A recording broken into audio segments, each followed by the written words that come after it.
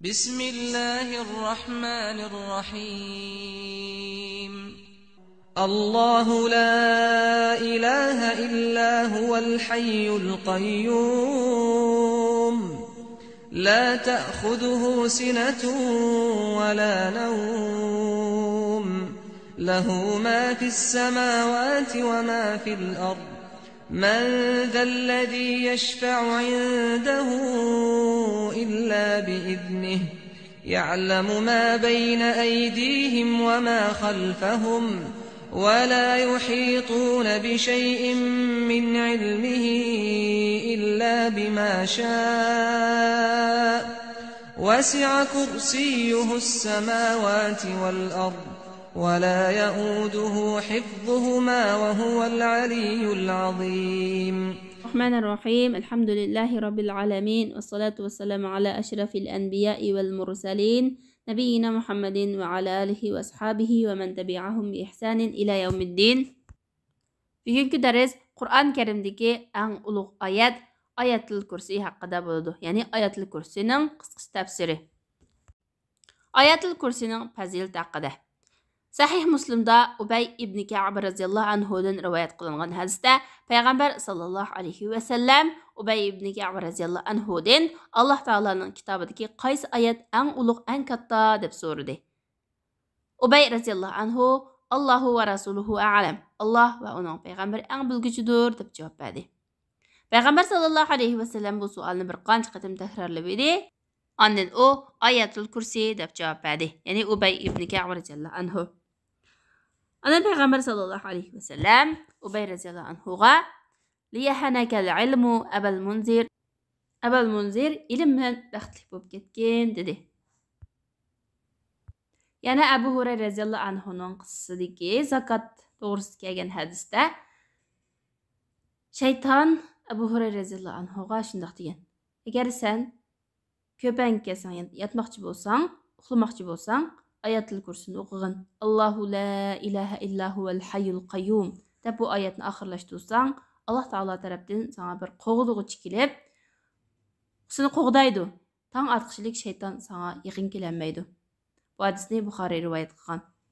Yana Abu Umama radhiyallohu anhudan rivoyat qilingan hadisda Payg'ambar sallallohu alayhi vasallam shundoq degan: kimki har bir farz namozning orqasidan Ayatul Kursini o'qisa, uning jannatga kirishini o'limdan boshqa narsa to'sayolmaydi. Bu hadisni Nisa'iy rivoyat qilgan. Ayatul Kursi 10 jumladan tarkib topgan bo'lib, har bir jumlaning nihoyatda katta ma'nolari bor. Allahu la ilaha illa huwa. Yani Allah'tan başqa hech bir ilah yo'q. Allahu Allah Taalaning xos ismlaridan biri. Yani el-ma'luh, yani ilah tutulg'uchi, ilah bo'lg'uchi degan gap. Buni bo'lgan maqsad hem yaxshi ko'rib turib, hem ulug'lab turib ibodat qiling'uchi Allah Taaladan başqa, onundan başqa haqiqiy ilah yo'q, haqiqiy ibodat qiling'uchi yo'q. Allah Taala kamalat egisi ve bütün sifatlari mukammal ve nimetleri katta bo'lganligi uchun barliq ibodat, itoat ve ilah tutuşning hammasi, yani barliq ibodat turlari Allah Taala uchun bo'lishi kerak bo'lgan haqiqiy ilahdir.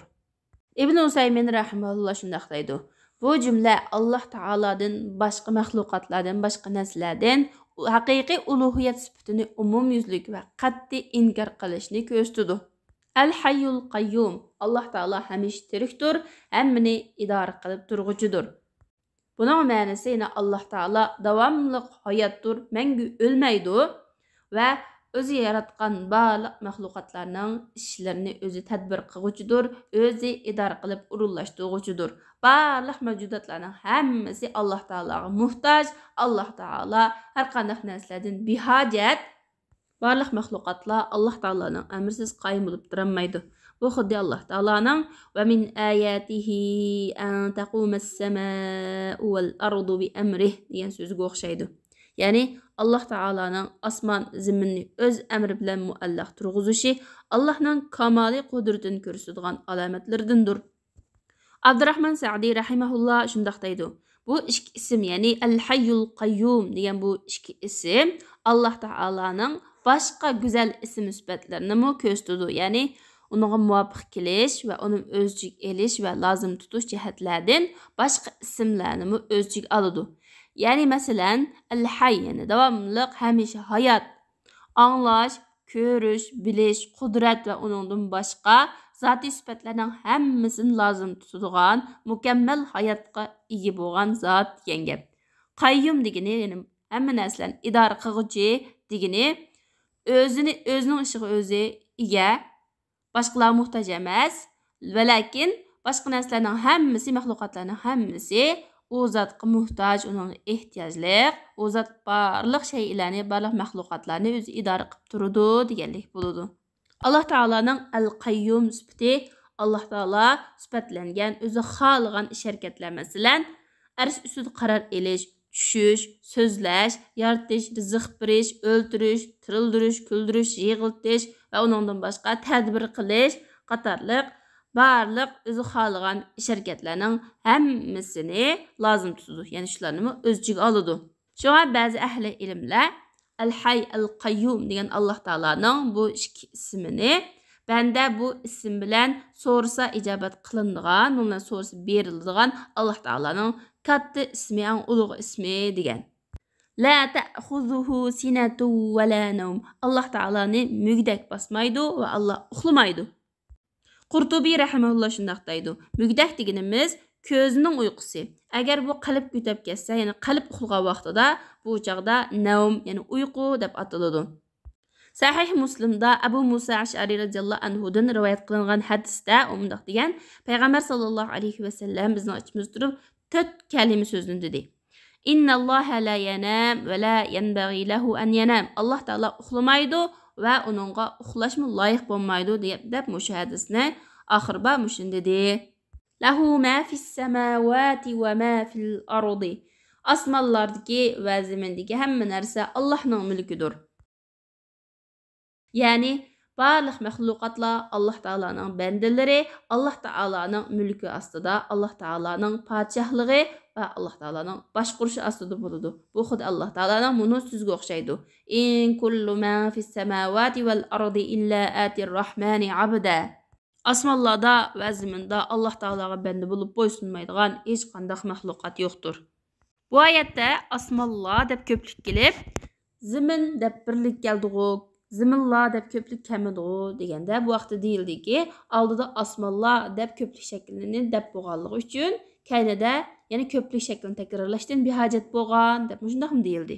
Masalan, va ja'ala zulumati wan nur. Alloh taolo qorong'uliklarni va nurni yaratdi deb zulumat deb ko'plik shaklida keltirib, nur deganda birlik shaklida keltirganga o'xshash. Man zallazi yashfa'u indahu illa bi iznih. Allohning ruxsatisiz kimmi Allohning oldida shafaat talab qila olsin? Ya'ni Allohning oldida Allohning ruxsatisiz hech kim shafaat qilib olmaydi. Shafaatning lug'at ma'nosi taxnasini jup qilish deganlik bo'ladi. Istilohiy ma'nosi bo'lsa, boshqalarga biror foyda manfaat yetkazish uchun yoki uningdan biror ziyonni dafiy qilish uchun o'tirdi vositachilik qilish deganlik bo'ladi. Alloh taolaning ulug'ligi, buyukligi, kattaligi uchun Allohning huzurida Allohning iznisiz hech qanday bir kishi boshqalar uchun shafaat tilab olmaydi, shafaat talab qilolmaydi. Hatto Alloh taolaning huzuridagi eng obro'li kishimi Allohning ijozati bilan anni shafaat tilab olaydi. Masalan, Payg'ambarimiz sallallohu alayhi va sallam Alloh taolaning huzuridagi eng obro'li kishi bo'lsa-mu, lekin qiyomat kuni faqat Allohning izni bilan anni shafaat tilab olaydi. Alloh taolo bu vaqtda shunday deydiki: "Va kam min malakin fis samawati la tughni shafa'atuhum shay'an illa min ba'di an ya'zanallohu liman yasha'u va yarda." Osmonlarda nurg'un farishtalar bo'lib, ularning shafaati hech narsaga asqatmaydi. Faqat Alloh o'z xohlagan va rozi bo'lgan odamga shafaat qilishga ruxsat qilsa, ondan ularning shafaati asqatadi. Ya'ni Alloh taolaning huzurida qanday kishi shafaat talab qila oladi desa, Alloh rozi bo'lgan, Alloh uningga rozi bo'lgan va Alloh taolo uningga izn bergan kishilar ondan boshqalar uchun Allohdan shafaat tilab oladi. Alloh taolo bandalari ichidan o'zi xohlagan kishilarga rahim qilmoqchi bo'lsa, bandalaridan izzat ikrom qilishni, hurmatli qilishni iroda qilgan bandalarga mushu kishi haqida shafaat talab qilib olish huquqi berdi. Uni izzat ikrom qilish uchun. Va bu shafaat tilvag'ıcı kishi Alloh taolaning ijozasiz, Allohning iznidan ilgari shafaat talab qilishni boshlamaydi. Sahih Muslimda shunday kelgan hadisda irfa' ra'sak va qul tusma' vashfa' tushaffa. Muhammad sallallohu alayhi va sallamga Alloh taolo aytdiki, beshingni ko'tagin va aytqin, sizning so'zingni biz anglaymiz, shafaat talab qilgin, biz shafaat qilamiz. Ya'lamu ma bayna aydihim va ma khalfahum. Alloh taolo ularning oldidagi va keynidagi ishlarning hammani biladi. Ya'ni Alloh taolo mahluqotlarning, koinotlarning hammasidan xabardor. Ularning oldidagi ishlari deganimiz kelgusidagi va hozirgi ishlari. Va ma khalfahum. Ularning keynidagi ishlari desa, ularning o'tmishi. Ularning bu dunyodagi ishlari va o'lgandan keyingi oxiratdagi ishlari. Alloh taolo farishtalar haqida xabar berib shunday deydi: "Va ma natanazzalu illa bi amri robbik lahu ma bayna aydina va ma khalfana va ma bayna zalik." Biz dunyoga Parvardigoringning amri bilan tushimiz.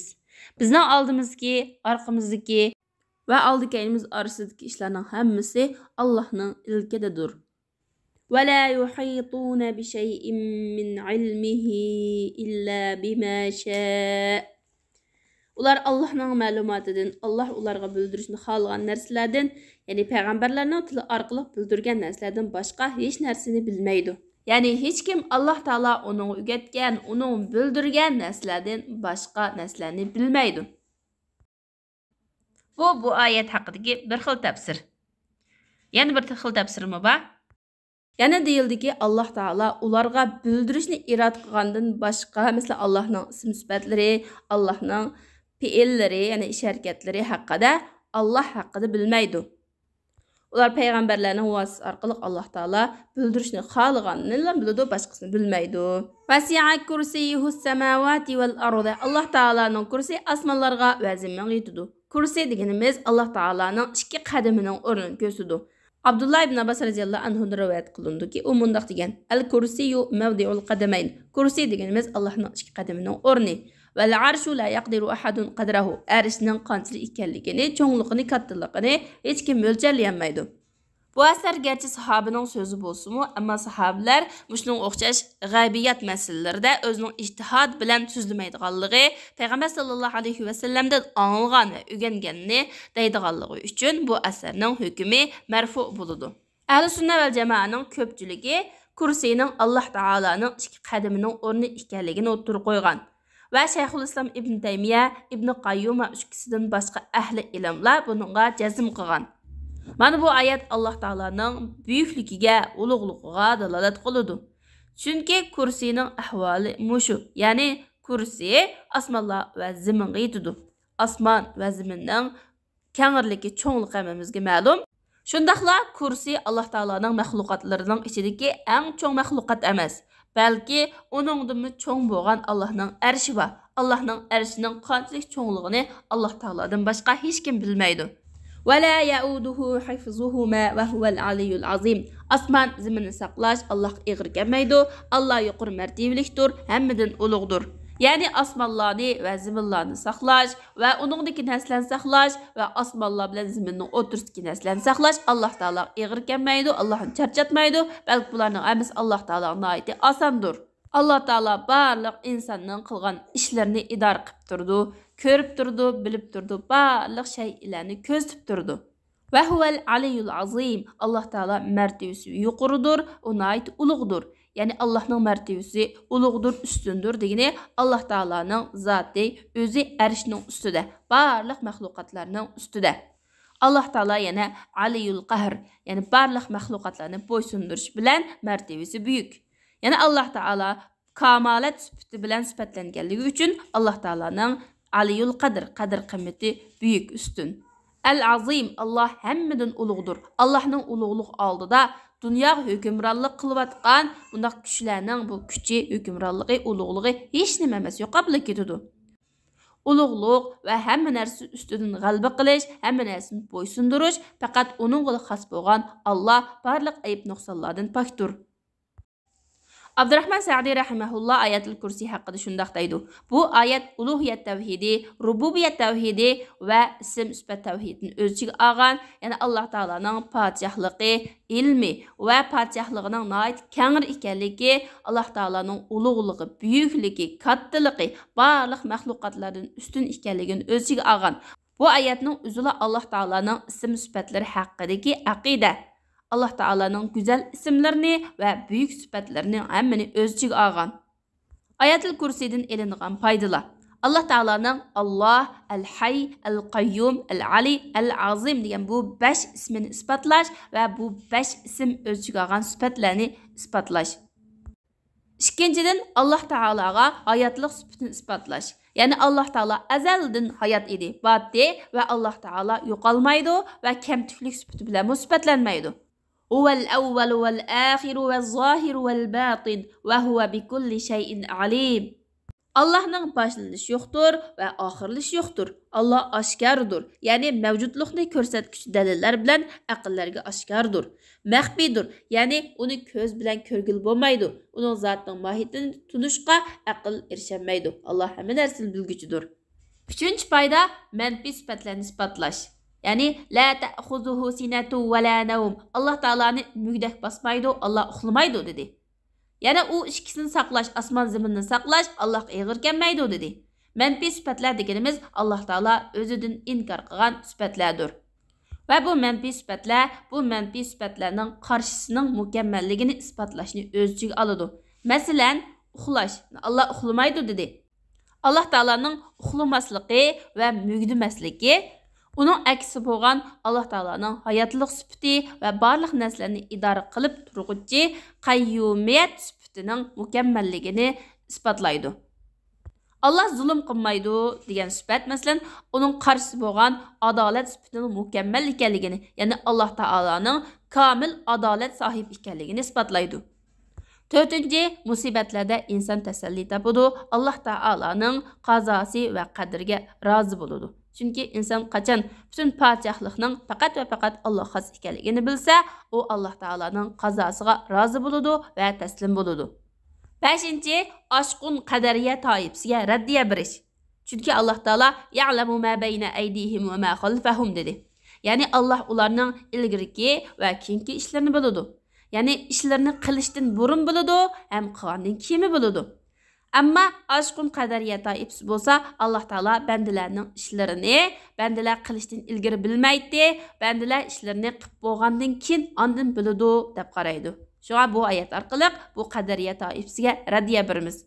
6. Shafaat talab qilish masalasida Xavarij va Mu'tazila taifasidagilarga raddiya berish. Chunki Xavarijlar va Mu'tazila cho'ng gunoh qilgan kishilar haqida shafaat talab qilishni inkor qiladi.